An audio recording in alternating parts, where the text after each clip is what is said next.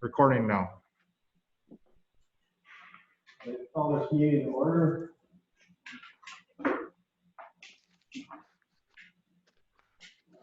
We need a roll call.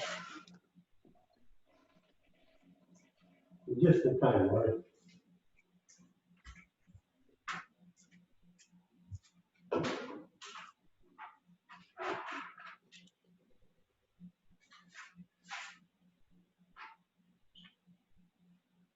Roll call. Dick. Yeah. Mike. Here. Gary. Here. Bill. Here. Marty. Here. Next on the agenda, we need a motion to approve the agenda. Also move. Second. A motion and a second to approve the agenda. All in favor, say aye. Aye. Opposed, motion carried. Thank you. Public comments, the public here was number 4. Approval of executive meeting minutes from June 2nd. The motion. I'll make a motion that they be approved. We have a second. All that. All right, we have a motion and a second to approve the June 2nd meeting. All in favor, say aye. Aye. Opposed, motion carries. Thank you.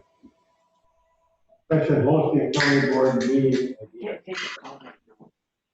Okay. So I will say, we do have a new microphone here, but because we're wearing masks, I would ask all of you to take your time when you speak and speak up loudly, because we are recording this just like we're doing all of our other meetings for the public so they can see what's going on. So I haven't had time to do a lot of research. We do have a couple things. We reached out to WITC, and they have a big boardroom over there with better technology, but they are not open for public access. So that's not available for us. I have not reached out. One of my staff had suggested CISA 11 has a gym. And so I've not gone over there to check that out to see what that looks like. The courtroom upstairs is not available for us to use. Because one scheduling, and two, I just don't think technology-wise it would work. The only microphones in the courtroom are basically at the attorney's table, so it really wouldn't work for, any people in the audience. So that won't work. We did stop over at the Breading Center. We are using the Breading Center for jury selection. And so I've been over there with the judge and the clerk of courts, and we bought 48 folding chairs for Ashland County to also do that. So we're going to be using North Lakes Clinic for doing the health checks before they come in. And we're going to be bringing in like 50 people or so. And so I did talk to Sarah Hudson, and if it is available, we could possibly use that. They do have Wi-Fi. It's not very strong. So the issue of simulcasting, we'd have to test it out to see, is the Wi-Fi strong enough to use the Wi-Fi. The jury selection process will be a good test because the jury selection, you can't have your cell phone in the building. And so the problem is when you have a very weak Wi-Fi signal, the more cell phones you have hitting it, of course, the less is available for everyone. And so in that case, if we did have a county board meeting at the Breading Center, we'd have to have everybody leave their cell phones in their cars. They wouldn't be able to bring them into the building. That would be one of the requirements of doing that. So with that, and then also in here, because we're still going to be having committee meetings in here, and the people that are in this room can see we got wires and cables everywhere. We got 3 or 4 more microphones. And we basically would be looking at trying to increase the microphones for this room so committees could be spread out at their tables and still be heard on the video conference for, again, citizens, the public, and for recording purposes. Yes, sir. If we had a county board meeting, we use the Breading Center, would they still have somebody here? Or would everybody be over there? Everybody be over there. Well, and the people that would be online. Because we have county board, so not whatever we host, we have to have not only the county board members who want to come to a meeting, we also have to have this presentation and production for county board members who are not going to come into the meetings. So we have to do both of those.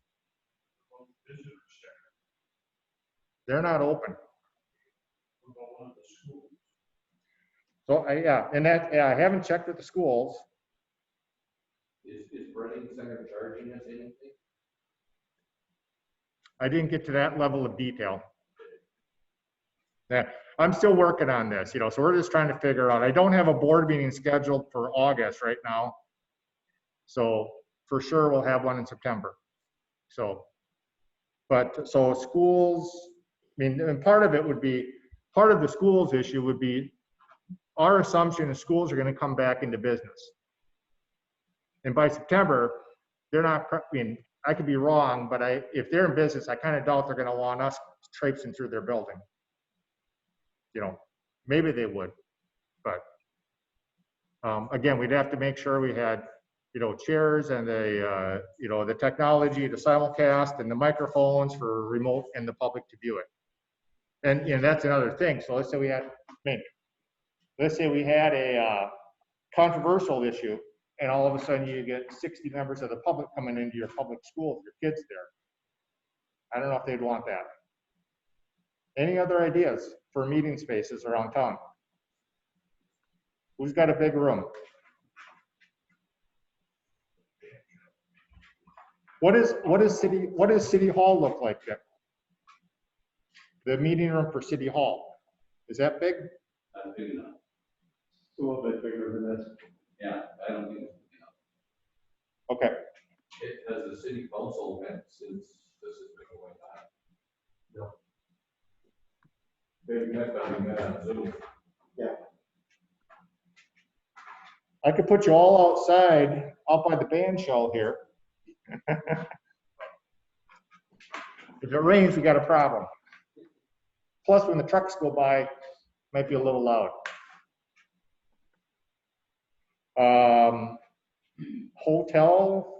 Hotels have big rooms at all? They have anything over at the hospital. I don't know. The American's got a pretty good, got a big meeting. Who does? American. The American Inn? Oh, that's the one down by the John Deere dealer. Okay. Okay. What did you say about the WITC? I missed that part. Who is this on the line? This is Supervisor Huber. Thank you. WITC, basically, their building is closed and is not available for public access.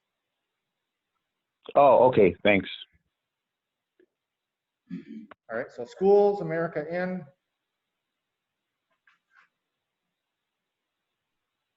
Do you know how many people are coming for the Brennan Center meeting tomorrow? I'm assuming we basically are setting up for a maximum of 60. Our anticipation is that 60 people will not show up. We're discussing jury trial basically at the Brennan Center, just for the information's sake here. We bought 48 chairs and they had 30-something chairs. They're summoning 60. They're anticipating maybe 10 people won't show up. And then they're gonna do a health screen, which may kick a few more people out. So they're hoping to get down to 40 to be able to pick 13. This will be interesting to see what happens. No matter where you go, you can find several places. You're gonna have to have more. Yep. What are we gonna do about that? Well, that's what we're currently working on. Yeah, but up where? We're doing our best here. We only got so much time to do stuff, and we're trying to figure it out. Clarence has offered to help out. He's got more of a microphone technology background, so hopefully we can figure something out. We have a 1989 mixer that we're trying to figure out how to hook up to a computer that would hook up to these microphones. That would be a portable system, Dick. You could take these two, and I think there's another, and a third microphone. You could set that up somewhere. You'd have 3 microphones. And it might be the type of thing where if you get to a spot, let's say you go to the breading center. Let's say I set you guys all out there. I get maybe 15, 16 of you or something. You want to speak? You get up. You walk over to the microphone. You go sit down. Well, part of the issue is I've not figured out how to get cordless mics to go into the computer. So if we got, and there are cordless mics are relatively cheap. You can get like a 8-pack of cordless mics with a speaker for $300. The problem is if you put the speaker out here, then you're going to get feedback through your system into your computer, and it's going to just bounce back and forth. For the cordless mic, you still have to have a mixer to bring the signal into the mixer to feed it in. Yes, yeah. So that's part of the issue. These mics go directly into here.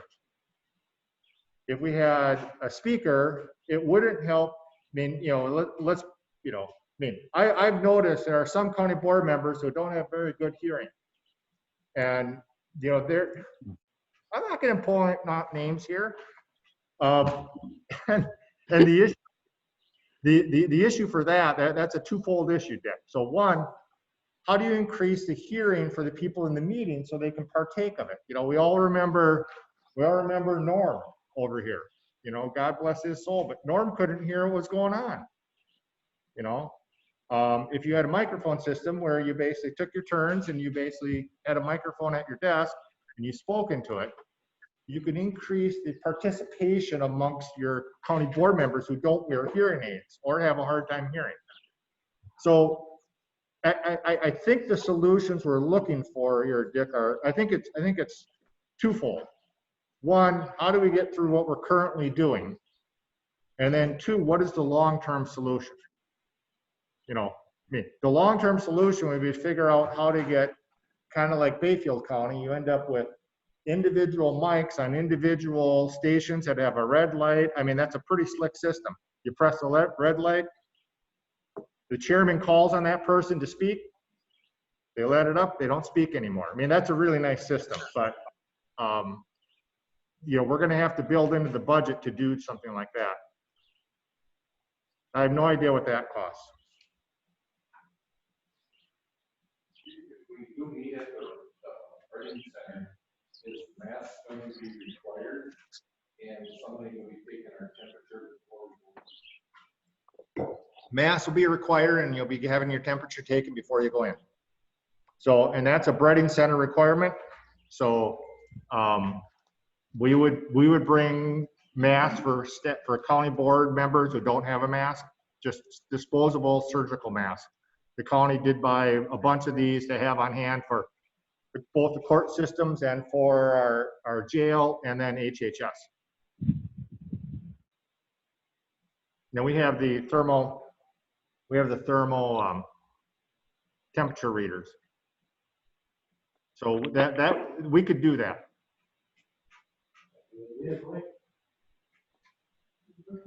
You guys have a big room at the casino? Yes, they do. We facilitate, they have, Yeah. I could ask if we make it available, see that. But I could do that today. Okay. 11 o'clock, call and Zoom. Yeah, I mean, like I said, I'll check in with the schools. I'll check in with America Inn. I already did the breeding center. I have not checked on CISA 11. Has anybody been in there? Somebody told the sheriff actually said that they had a gymnasium in that building. CISA 12? Yeah. Is it okay if I speak if I'm not on the committee? Right, yeah. I sent an email to the executive committee about 9:45 last night, And the only two that went through were Clark and Marty Vitek. The rest were all blocked from me for some reason. But I sent you a list of 5 possible places, and you went through most of them. And some of them are closed at the present time, but like the schools, if they open in August, you know, next month it would be open where we could possibly hold meetings there. Because we really have to find a different place to hold meetings, because the hearing of the meetings is not working. So I thank you for trying to find another place to have a meeting. Thank you. You're welcome. Kathy, can you hear us good right now? I can hear you just fine. Can you hear me? Can you hear me? And I did have a conversation with Pat Douse, by the way, because he's going to try to figure this out. Not necessarily that we would go back there, but he needs to figure this out anyway if they're going to host, because given the new climate we're in, that's a nice room. And if he can host these types of meetings for the community, he wants to make sure he figures out how to get that people can be heard and that people could hear what's going on. So he's going to continue to work on this from his end anyway. So that will be available at some point, you know. The only reason I want him to work on that, or I'm happy to him to work on that, is there may be a point because of the jury trials where this room might not be available, because if there's a jury trial, the public will be watching the court proceedings in this room.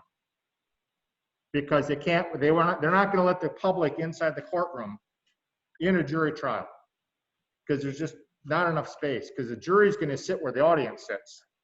And so I want to have a backup plan also just for committee meetings. If we can't utilize this room, we have to go somewhere.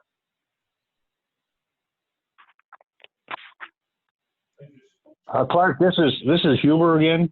Did anybody check out like churches? Because they have like a big commons area, some of the churches, and they have the modern technology of TVs and speaking. I have not. That's a good suggestion. Who's got a big room? Catholic Church does. We got a thing downstairs, but if they got school, yeah, if they got school, they're gonna use it for school. There's a huge room downstairs. Yeah. Same thing. If they have school, they're not going to let us in.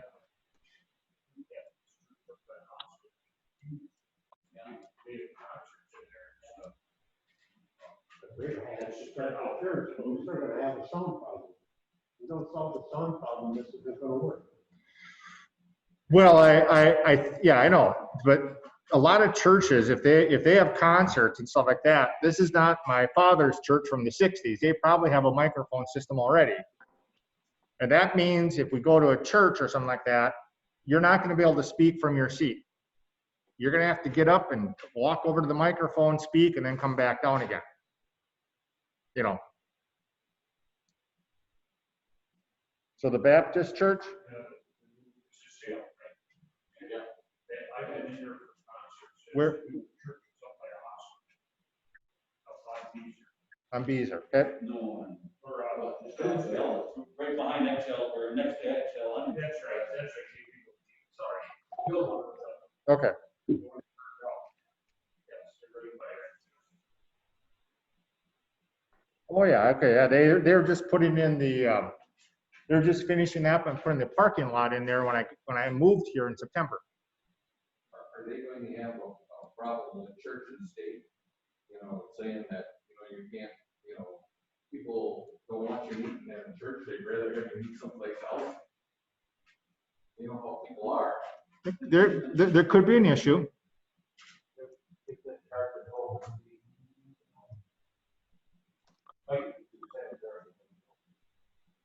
My concern, and I think it's shared by quite a few board members, is no matter where we go, however we get information, we have to be all together.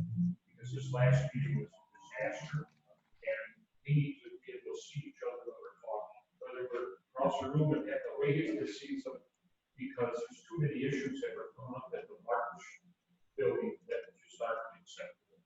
So somehow we have to be somewhere.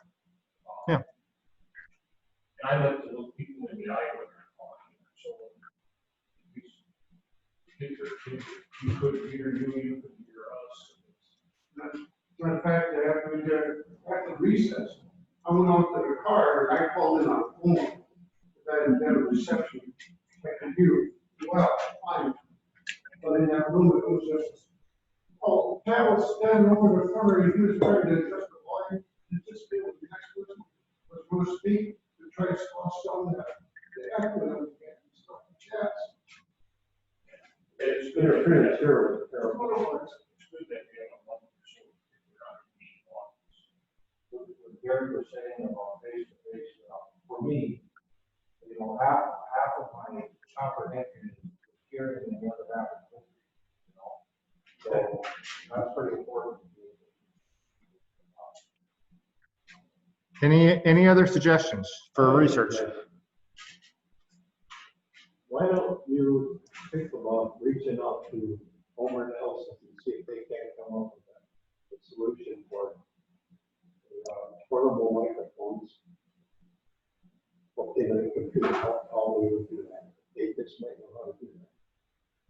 They're pretty damn good there. Well, I think we have to land on a spot first where we're going to be. Because, you know, because we're probably not going to have. Find 10 halls around here that would work, but we still have to have a sound system. Clark? Or maybe you could buy 3 or 4 microphones. One, you could have one, you can have one, you can have a traveling mic. Somebody, if you want to talk to, bring in the mic. I've seen that done at many, many meetings. The visitor center, do it all the time. There's got to be a way to do that. Yeah, I guarantee you the American Inn has a cordless mic for their thing. You know. I thought it better, we have our council meetings, we have our council meeting in the event center. And we have a pedestal mic in front of us, press a button, we talk, you know. But then we have 3 cordless mics for the audience. So that, you know, when we do get larger meetings and stuff like that, we have cordless mics available for the audience. But then again, you know, all I ask you to do is meeting, I'll get back to you. But I'm doing the board want to try that far. If you do what we have to do, I guess. I mean, I'll talk to Clark after the meeting today and let him know. Yeah. It's available. But then the follow-up question was, does the county board want to travel that far? 12, 13 miles over? I just gotta say that cordless mics, I don't think are the answer. Cordless mics are good if you have people moving around where they want to take the mic with them, but this system with the wired mics is probably better than a cordless mic system because like I said before, with a cordless mic system, you still have to have a mixer to bring all those microphones into a central mixer. And a wired microphone is a lot better, picks up sound better than a cordless mic does. So I think, you know, the wired mic system is the way to go. And if you make it where the supervisor has to actually get up and walk up to the microphone, you're going to eliminate a lot of this blurting out of people blurting out something without being called on. Where they, you know, they have to physically walk up to the microphone to say something. What's the difference in cordless and wireless? Same thing. Oh, Yeah, same thing. Clark? You see, with a wireless mic, you have to have a transmitter where the microphone is, and you have to have a receiver to receive it.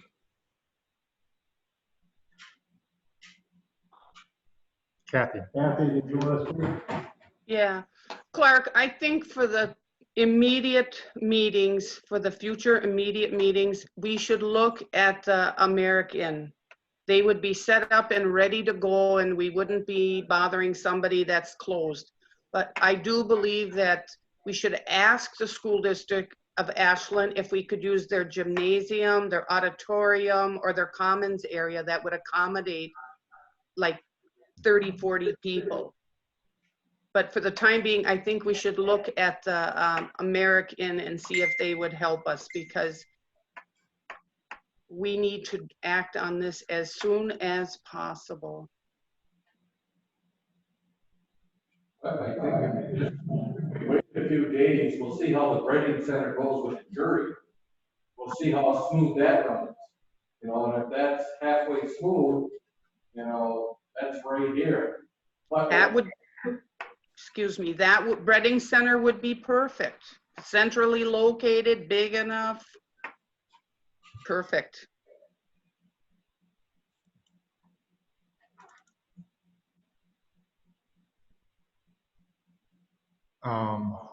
If that's it on that, I just had one other, just an event, just an update from the hockey event over the weekend.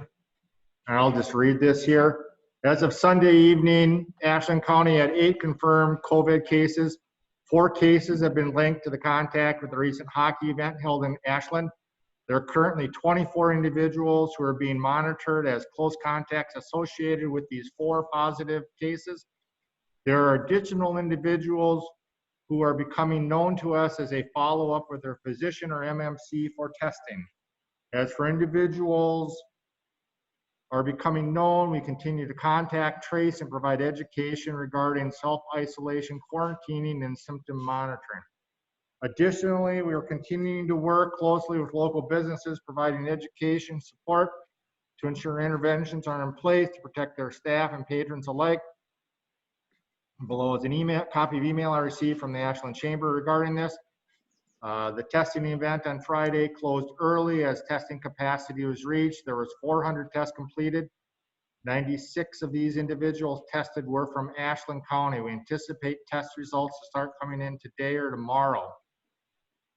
In addition, we are working together with Bad River. We are looking at getting another the National Guard up here to do a test site back at the elementary school.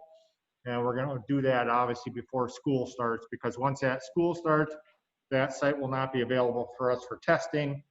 If we continue and go through this, we're going to have to creatively think of another spot to hold testing that won't be a school. The requirements for that will be they have to have they have to have water, they have to have bathrooms, have to have their own separate entrance. There's a few things that the Guard require. You obviously have to think about traffic management. You have to think about stacking, and all those things come into play. So in the future, if we do something after this next one, if we do need one, we're going to have to do some creative thinking about where we would hold that. Clark? The saddest part of it is that 3 days after they took the tent down, they had the hockey tournament. The testing site at MMC. Yep. Clark?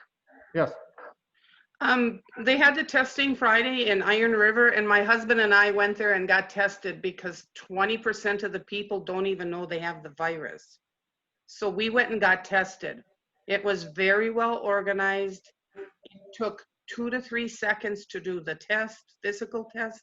It was not hard to do. We've heard people having horror stories. We did not experience any of that. They gave us 2 free reusable face coverings to take home with us. And it was very, very well done.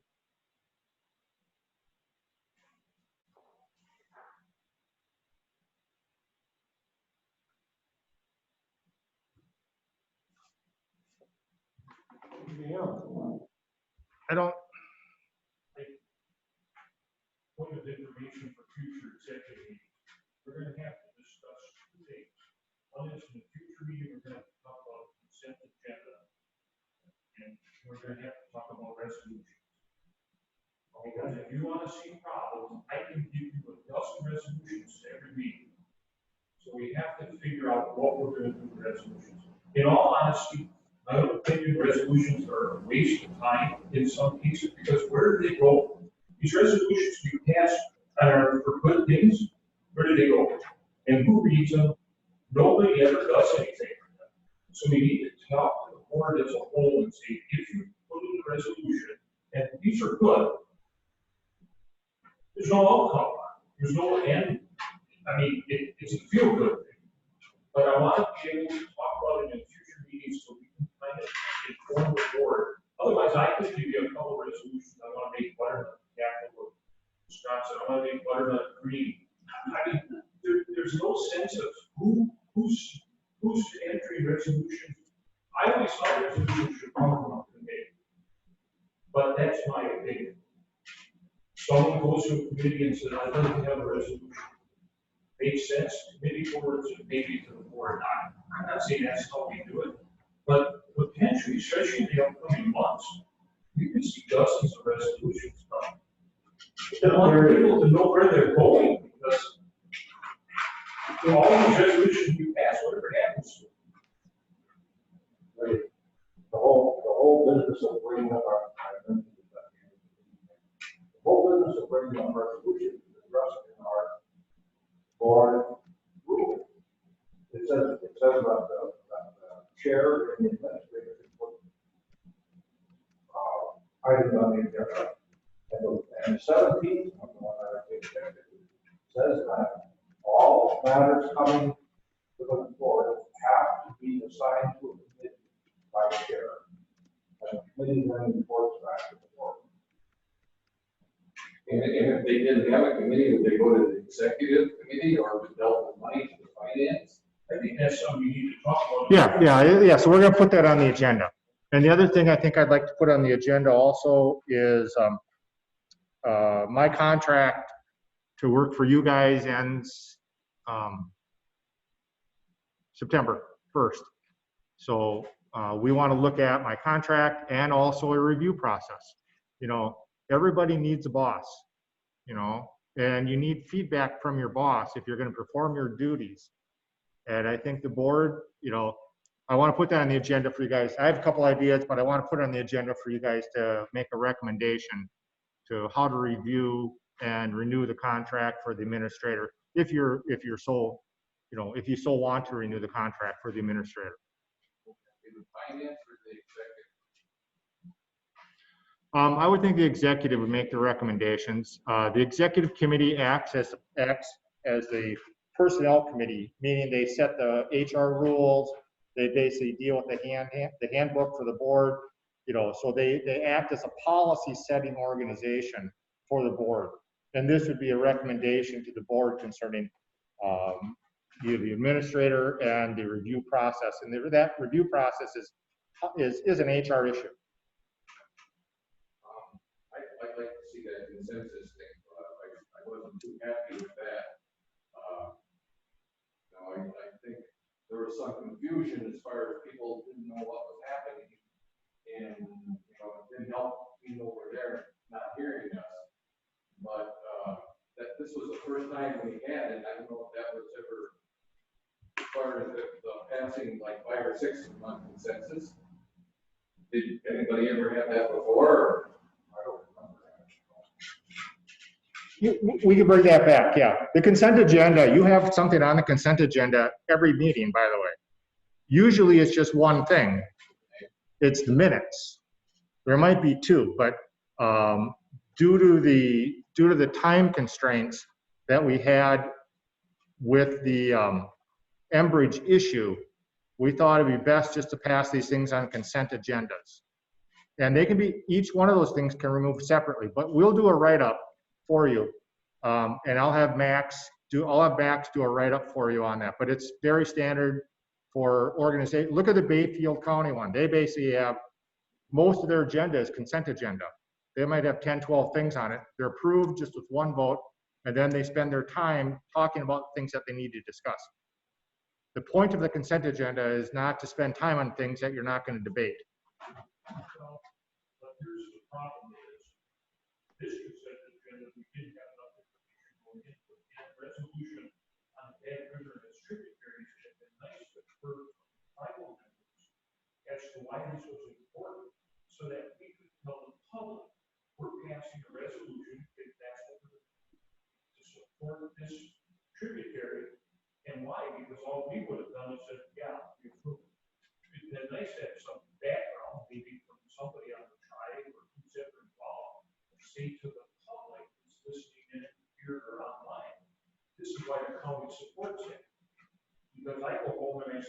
pass all these resolutions.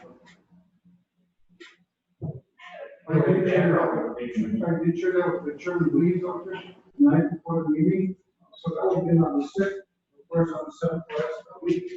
We had our county board meeting, and I had not gotten a response from Chairman Lee's on that. We would have probably had someone say, you know, we don't sit on resources, or someone make a presentation. But that didn't happen. I expected that to happen, but it didn't happen. I perhaps need to give them a longer lead time in order to react to such items as such. But I have a concern here. I'm not sure it's a concern, but it's, our last roads meeting, we had discussed the $400,000. Either we're going to fund we're going to support the non-community center, or we're going to fund the endowment. And then we had a recommendation that from the highway department that we were going to support county roads. Then it came to the county board meeting last week, and the county board voted 15-4 in favor of taking the money and giving it to the non. Okay. No, just the opposite. It was 15-5 against. We're 5 that were for Allen. 15. They're going to do Oh, the. that's okay. So then, my point is, it's coming back at us in the finance meeting coming this Wednesday. I see it's on the agenda. So these are two separate things. The issue for the melon in the county road is a pot of money, 400 some odd thousand from the revolving loan fund. Okay, that's separate from the $500,000 that the city of Mellon paid us for a quick claim deed across that one little piece of property. So that, yeah. So Mellon paid us $500,000 for a quick claim deed for that little piece of property that we sold Mellon for $1. The revolving loan fund is a fund that has been created by HUD and community development block grant monies from decades ago. That's being shut down. And because it's being shut down, we have a one-time opportunity to do something with that money. And the choice was basically because no one else stepped forward with a shovel-ready project. The choice was the City of Mellon Community Center, or basically spend it on the county road end. And so that's what we decided to do as a board, was send it to the county road end project. What the finance committee is going to discuss is basically the $500,000 that came from the City of Mellon. In a previous finance meeting back in February, when we talked about this issue, I had come to the finance committee with what should we use this money for? This is before the pandemic, obviously. So I came with a list of capital items to say, here's some things that we have that we need in capital improvements, and we can purchase these.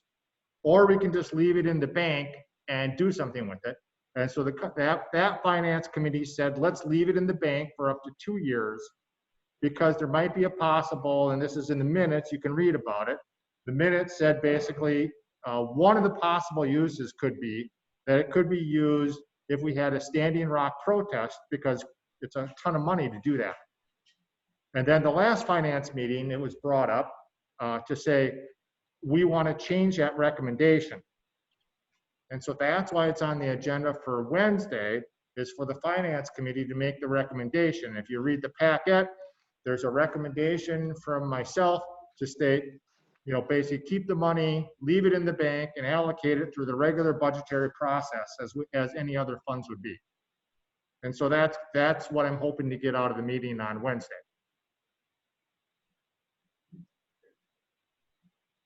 With regard to what Mike was talking about, I think that's something that we can get. If we could somehow on the cover sheet of the things we get for our meeting, indicate the source, the committee where the resolutions and stuff come from. Because when I went through the consent agenda, I didn't have any problem with the second one. But I would feel a lot more comfortable if I knew some committee has gone through some kind of depth on the subject. And if that were, say, so just from finance committee, from executive committee, from whoever, I would know that some other eyes had looked at that exactly And I'm basically a lot of this stuff is kind of holding in the dark. Yeah, we'll put that on the agenda for the next time. We haven't noticed that to be discussed at this meeting, so we will put that on the agenda for the next executive meeting. But the way it stands now, an individual county board member can make a resolution if they wanted to. And it doesn't have to go to any meeting. It's supposed to in a perfect world, but that's not happening. Yeah, what our rule says, but the chair is supposed to sign it. And if it's some emergency thing, I read that, some emergency thing, a 2/3 vote of the county board would waive that, and you could act on it. That's it. But the board comes to an end, and that resolution is not. You're right, because the resolution for Verso Mill, there's no background information. Half the people on board didn't even know the Verso Mills and 2 locations are potentially closing. And that's the kind of background information you should have, because they can make a good decision on, oh, this makes sense. But just to have the supportive implications of Verso Mill closing, we have nothing. I mean, I knew they were closing, but. Well, the staff tried to do a write-up, so obviously the information is in that thing, because all the board members are supposed to read their packets thoroughly before they come to a meeting. The point of a meeting isn't to read, the point of a meeting is to make a decision. I hear this different. If you go back to the board packages and look at what's provided, most board members would not get the implications, especially with the first bill. And again, resolutions to support tributaries going into that river, it'd be nice to have some discussion so that everybody knows what the implications it really has, because I sit in Butternut, that watershed's going to the other direction, so I don't know that from good north, the water's all going to that river. And there's board members who don't know that, and that's stuff we should be able to either discuss or understand. It's important too, it comes to Cotton Falls, which is a major tributary, that's logical. That system over there is so fragile, you couldn't begin to comprehend how fragile the water is coming through Cotton Falls. Then of course down the here, that's over 1,100-foot drop from there to Lake Superior. So it could come off to the window. But just last week, we picked up whole 3 inches of rain, and the bad right now is just like, not a chocolate malt, or chocolate strawberry malt. That water is just unbelievable. It comes down to the clay banks and stuff like that. It's all run up. That water is just so murky. And whenever they have a major rainfall like last week, we're handling, it's being handled better, but still, the stuff that's going into the lake, the discharge, is almost like the discharge or superior national. We haven't taken a waterfall. And this is one of the things that I would like to address, maybe not the county short, but maybe the city at some point in time. How we, I say we, that we're trying to collaborate with the county and the city of Ashland, so we can upgrade the system here. I'm prepared. That's what's going on in today's period. And this is what it's all about, collaboration, working together, but we're a community. But I'm kind of getting off the subject here, let's get back on this watershed stuff. But yeah, I'm not having a chance to look all to these new weeks, so I'll be talking to the Hills and Natural Resource Director this afternoon, and I'll bring that to our attention. This is not a dead issue, it's an ongoing issue. And the more people that we can have in front of us, to give us the information that we're required to make good decisions. Not a decision, but a good decision. That, I guess that's the purpose of me wanting to be here so I can help with collaboration of the Ashland County and that we try. All right, one for a minute. In regards to the controversial consent agenda, how that's handled on the city council is that things are only put on the consent agenda when they get pre-approved by the same board at a committee of a whole meeting. So instead of going over and asking it all over again, We've already agreed to this, then it's going to be sent. I was under the impression that, I guess when this stuff was on the consent agenda, it could be discussed. And there wasn't an awful lot of discussion going on. So I don't know that things should be forwarded to the consent agenda until it's been approved by some committee. Committee, when somebody has to approve it first, give us a recommendation so we can say, yeah, okay, we approved it, that's fine. Then to have it on the consent agenda with no approval from anybody, that's asking quite a bit.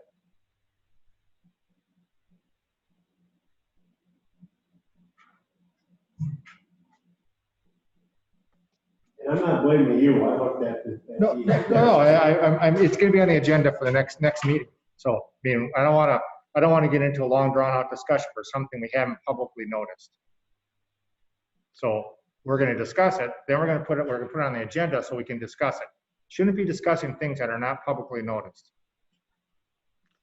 Clark, Yeah, could you ask, before we have the next meeting, ask Mark Lindsay or Max Lindsay, when I got home that day, I looked up consent agenda on the internet and it said a consent agenda is something that everybody would agree to, like we celebrated and honored the 4th of July, that nobody would disagree with that. But when you have an item in there that is controversial, it should not be put in the consent agenda. It should be listed alone. we're gonna put this on the next executive committee meeting. And there were, the last 2 through 6 should not have been in the consent agenda.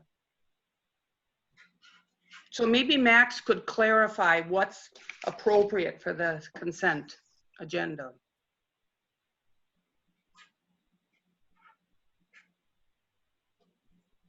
Thank you. Anything else? Anyone else have anything to say?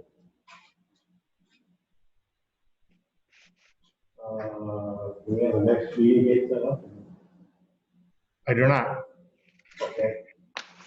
Let's see on the agenda, we need a motion to adjourn. Motion. We have a motion and a second to adjourn, all in favor, say aye. Aye. Opposed, carries, thank you, we're adjourned.